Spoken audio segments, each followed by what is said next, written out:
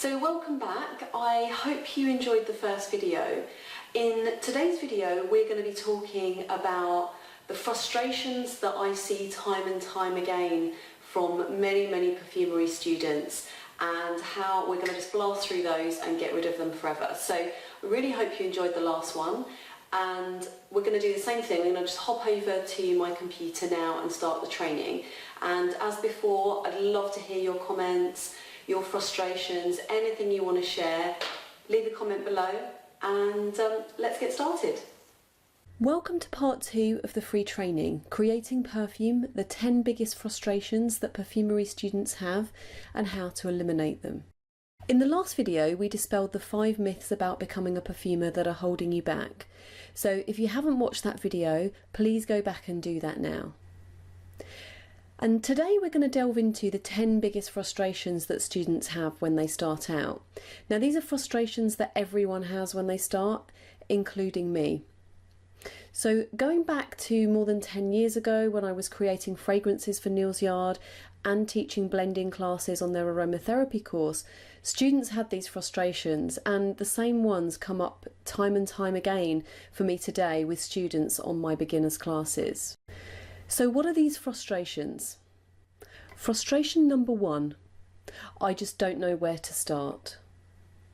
Perfumery is such a huge subject that it can be really daunting for a beginner. Most people setting out to study perfumery do it because they just want to make a perfume, not necessarily to learn all the ins and outs of the industry.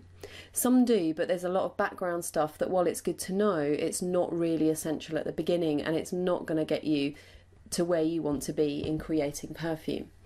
So if you have to wade through lots of theory before you can actually get stuck in, you'll probably become disillusioned and feel that it's just too complicated and give up.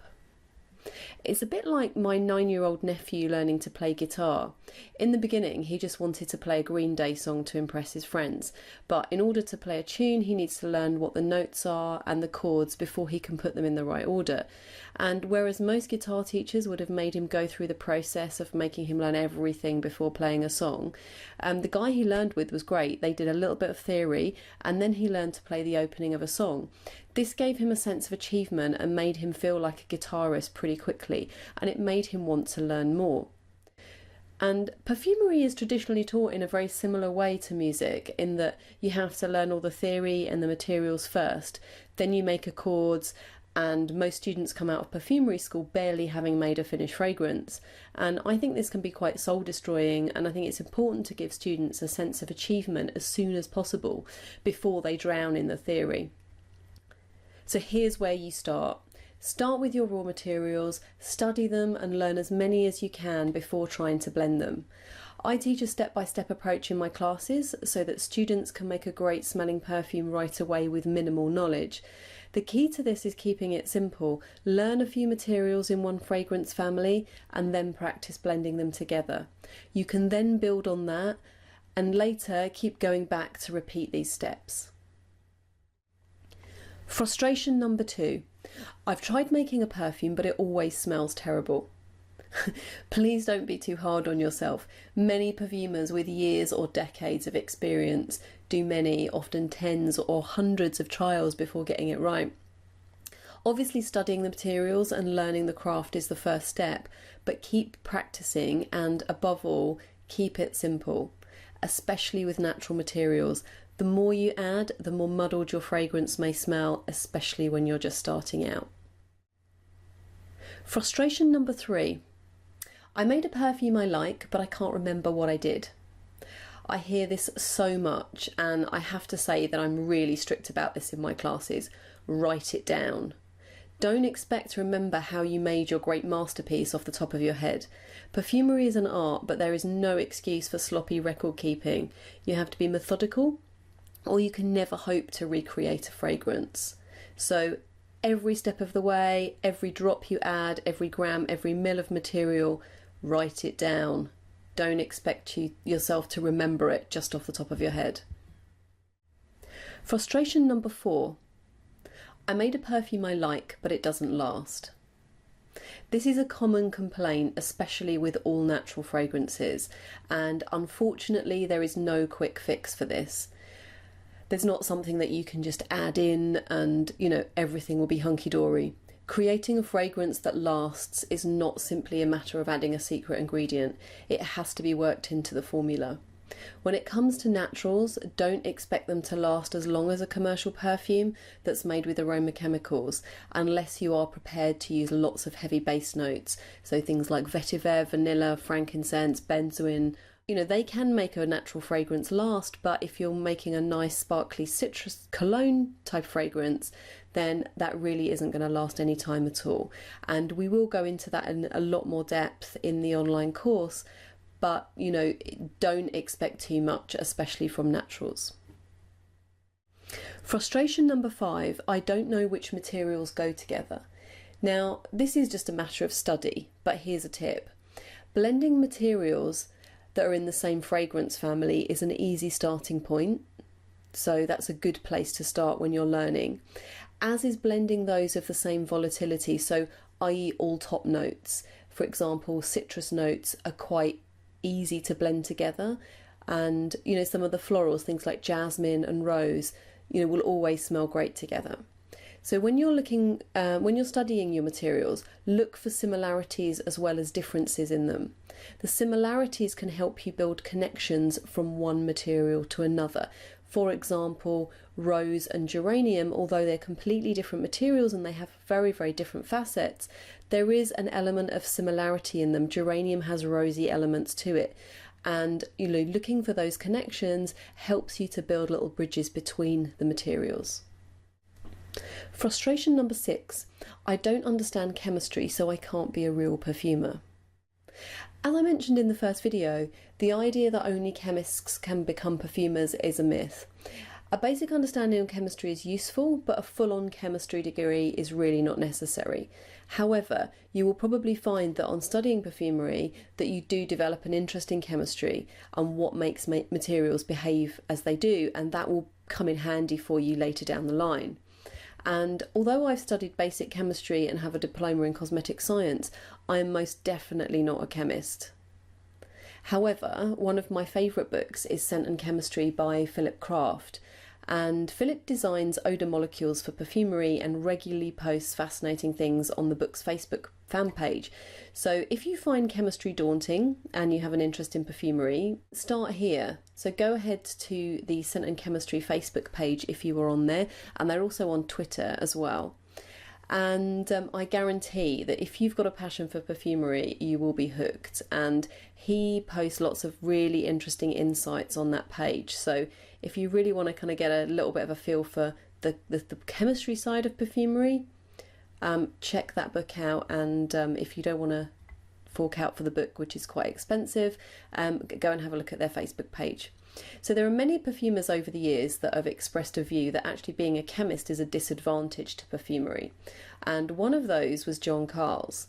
And he was, as well as creating classic fragrances such as Magritte and Taboo, he set up the first training system for perfumers. And he actually preferred to teach students with no chemistry background. Another is Edmund Rudnitzer, who said, "Perfumers are chemists, no more than is the painter who manipulates chemical colours. In itself, composing a perfume has nothing to do with chemistry." And more recently, the perfumer Francis Kurjan, who is a perfumer and a teacher at the famous industry school SIPCA in Versailles, when he was interviewed recently by a perfume blogger, Persolaise, and asked, "What's the first thing you'd change about a SIPCA given the chance?" he responded, "Chemistry." He says with a rueful expression, "We don't need chemistry, it's a useless waste of time." I don't necessarily agree with him, and he is known for stirring up debate, but there you go. Frustration number 7, I don't know where to buy the best quality materials. So let me address the first part of this, the quality of materials needed for perfumery. People tend to get bogged down in quality of materials and finding the best ones, and while this may be important with certain materials or for therapeutics, materials for perfumery should be judged by a slightly different criteria. It's really all about what works for your purpose and your fragrance, rather than the so-called best quality. If the cheapest grade of an oil works best for the particular fragrance you're making, then that's the one you should use. In an ideal world, the purest organic oils would also smell the best too. In some cases they do, but not all. So you really do need to choose whether you want to sacrifice your scent sometimes for an organic seal of approval. Next part of this is trusting your suppliers, as buying materials can be a bit of a minefield, and it also depends what you're doing too.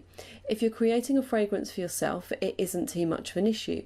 But if you ever think you may want to sell your fragrances, then it is best to start out with a supplier that can provide you with a consistent quality and an MSDS, which is a material safety data sheet, which you'll need for regulations and compliance. And it's also a good idea to keep a record of where your oils are from in each fragrance formula when you write it up, as the scent may differ, especially with naturals. Frustration number 8. I want to start my own business making fragrances, but I don't know how to go about it. When students share this frustration with me, I like to ask them a question back. Do you want to learn perfumery because you have a passion for it, or do you want to run a business selling products? If you have a passion for perfumery, then throw yourself into it wholeheartedly and learn and practice as much as you can. You'll also need to learn about good manufacturing practice and the safety regulations applicable to your country. If you don't have the time and inclination to study, then what you can do instead is commission a perfumer to create the fragrances for you. Many companies do this. If this is the case, it is still worth taking a beginner's training course, as it will enable you to communicate your ideas much more effectively to the person creating your fragrances. Frustration number 9. I see people online describing fragrances and picking out notes, but when I smell them, I just don't get it. I must have a terrible sense of smell. There are 2 aspects to this. Firstly, it's a matter of practice and training your nose. And secondly, don't believe everything you read online. Perfume marketing departments tend to issue perfume pyramids and lists of notes in a fragrance to add to the mystery, intrigue, and the story of the perfume. Just because they're listed, it doesn't mean they're there. Some perfume writers and enthusiasts feel the need to say that they smell the notes in the fragrance, even though they may not, as a way of, reinforcing their expertise. Everyone's interpretation of a fragrance is different, and for most people, even trained noses, notes don't just jump out all at once. In order to pick out notes in a composition, you must smell at different times over a period of minutes and hours to fully appreciate everything. You must also know what to look for, as a blended fragrance should not have notes of individual materials jumping out unless it's intended. So there's a technique to evaluating a fragrance to identify as many aspects as possible that I encourage you to use. So this is something that you can do. This is a little exercise for you here. Mark up 3 smelling strips with the name of the fragrance that you're analysing and number them 1, 2 and 3. So step 1 is dip the smelling strip marked 1 into the fragrance, or spray the fragrance onto the strip, and leave it to one side for 48 hours. After that period of time, when you come back to smell it, what you'll notice is the dry down of the fragrance, so all of the base notes will be coming through, so the top and the mid will have disappeared.